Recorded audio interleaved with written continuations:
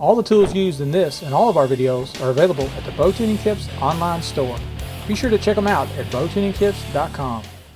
Hey everybody, today we're going to be covering a topic that to me is about like covering religion and politics. I honestly don't like talking about it, and that topic's paper tuning. I know there's a lot of guys out there who paper tune their bow every year or every time they change their rest, and they feel like that is giving them the confidence they need and getting their bow as accurate as it can be. But here, I want to explain a few things to you today to kind of clarify why a person paper tunes a bow. Okay, not every single bow out there can be paper tuned.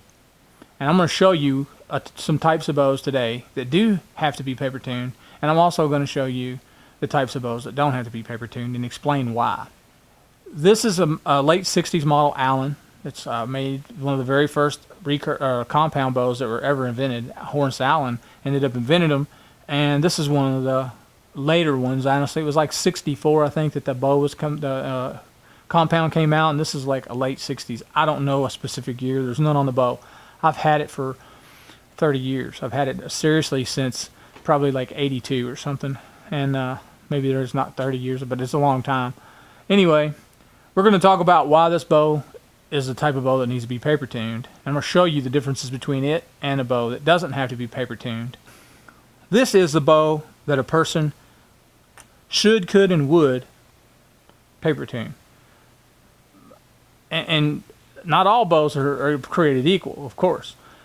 This bow at the time was probably state-of-the-art, hot off the shelf, was probably the latest and greatest. They was beating this thing down like it was the newest thing that, you know, Bowtech, Hoyt, or Matthews came out with. And the same as it was with Bear in the 80s, in the 90s, you know, it was the same thing. Okay, we're going to talk about why this bow needs to be paper tuned. Well, for a lot of guys out there don't know it, this bow was shot with fingers. It's got the single knock point. I used aluminum arrows with feather fletchings with a helical on it. It knocks up the same on the bottom of that. But one thing I want to point out is the difference is you notice the riser, for instance, okay? That riser is flat straight right there. Right where that arrow shaft is at, that riser is straight right down past the arrow rest. It is not set back whatsoever. Now you're going to look at this, and it's set up for finger shooters, so your arrow is actually sitting out to the left because I'm right-handed. And the reason that is it was set up like that to allow for some of the string twist when I draw the bow back, because it's natural for a person to draw the bow back and the string to twist. When fired, the string is going to want to return somewhat to its original state. It's going to cause a twist, and it could veer the arrow out, because if you look, that peep sight twists with this arrow knocked. Okay, now let's get a little close up and talk about this rest in particular, and why we can how we can paper tune this rest. This arrow rest is this is where the burger button came in at. You see this little button right here? That thing's spring loaded. That is a burger button. This is just a high-tech burger button rest is what it is. For the time, this thing was like state-of-the-art. You can see it's got a spring there, which is a big coil spring on the side. It has some forgiveness.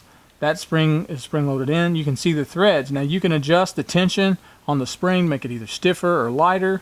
Same thing goes over here by adjustments. There's a lot of adjustments there. You could actually screw in and screw out the burger button, allowing the arrow to be adjusted center. Not true center, but center enough that where a person could paper tune, if they were getting a tear, they could start to adjust this arrow rest inward or outward, whichever way that tear dictated, to get their bow lined up, or their arrow lined up to where they were aiming and be shooting the bullet holes. One of the cool things about this is Dan Fitzgerald, one time I seen him do this, he had always put his arrow down like that in the burger button, and it would lock on there. I mean, you can't pull it out hardly at all. It was kind of like a built-in arrow holder. You just had to remember when you got ready to shoot at something, you had to let it out and let it get back up on top. Okay, once again, we're going to talk about the later model bow. This bow is a couple of years old. It has what is like a real center shot. I mean, that is a real center shot cut riser. The arrow rest is able to line up directly behind the string of the bow to get that push. You start to think about something real quick. You hear what I just said? The string is directly behind the rest, behind the arrow, Your center shot is perfect. Those bows, you can't do it. That's why they have to paper tune. This one don't have to paper tune. If you got the string directly behind the arrow, directly in line with the rest, everything's splitting down the middle, dude, you can't get it. There's no reason you can mess it up. You're using a release with a D-loop. The torque's taking it away. You still got to have good form. It's more crucial with those than it is with this because we have all these pivoting places. We have machine stuff. You know, that's the big issues that happened. Those bows were all molded aluminum risers. This bow is a machined aluminum riser. When they started doing CNC machining, archery took leaps and bounds. It's going crazy. You know, it's been going crazy for years. That is one of the reasons. That is the main reason why these bows don't have to be paper tuned. Because everything is designed on a computer. Everything is directly in line. I mean, they know when they're making this that this cam and this cam is going to line directly up at a certain point, which is going to be right here where the burger button hole is, to line up. It's going to be split the other way. You've got your center. Everything's center, center, and center, and center.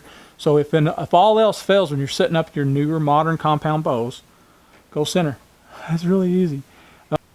Okay, all you paper tuner fans, man, there's no offense to you. All you guys out there who've always sat here and fought and struggled with paper tuning, I hope this just lets you know. All you need to have is the tools to set this bow up. I use a center shot gauge. I use the RS levels. I can set that rest 100% every single time with those tools right there. No second guessing, no need to paper tune. I can set it up for you, give it to you. If a person has you, if a shop has you drop your bow off so they can paper tune it for you, or you put it in the mail and send it over to some guy and he paper tunes it for you, your bow cannot be paper tuned for you by someone else. It has to be paper tuned by you for you. And the reason is because if we're going back to the paper tuning, like you have an Allen bow, you have my 68 Allen, and you want to paper tune it, I have to have you there because my finger twist may be different than your finger twists on the string. You know, that's what I'm trying to say is whenever you draw it back, that is completely unique to you. That is like your fingerprint when you're a finger shooter. Not so much as a release shooter because of the fact that all you have to do is draw it back. There's no twisting of the string. Everything lines back up on the center. That's what I want to explain to you. So if you're paying somebody to paper tune your bow, you're wasting money. And honestly, they probably don't even know this because I have not figured this out, but a lot of the archery manufacturers, even Matthews, they have paper tuning sections on their forums and on their websites, and there's no need to paper tune, guys. Plain and simple. If you just want to shoot your bow and shoot a bunch of holes through paper, hey, that's cool. I like to shoot stuff. I guess that's what it's good for you. But this video, I hope, has helped kind of clarify and kind of blow that dust and the myth and everything. You know, I basically look at it like this. I think the myth is now shattered. A lot of guys out there are going to sit back and scratch their heads and think about this. And they're going to end up coming up to the fact that I'm not kidding you about it. It's the 100% the gospel, what I just told you. No need to paper tune unless you have an old bow with a flat, straight riser and one of those types of rests that I showed you on there. Those rests were designed to fit that type of riser. That's why they're on there. This is a drop-away center shot arrow rest. That's why it's on this bow. I don't put one of those on here, and this will not go on there because in order to get center shot, you'd be directly behind the riser. Well, hope this video has helped clarify the paper tuning, guys, for you. I'm out of here. I've talked enough as it is. Thanks, and stay tuned. I'll catch you guys next time.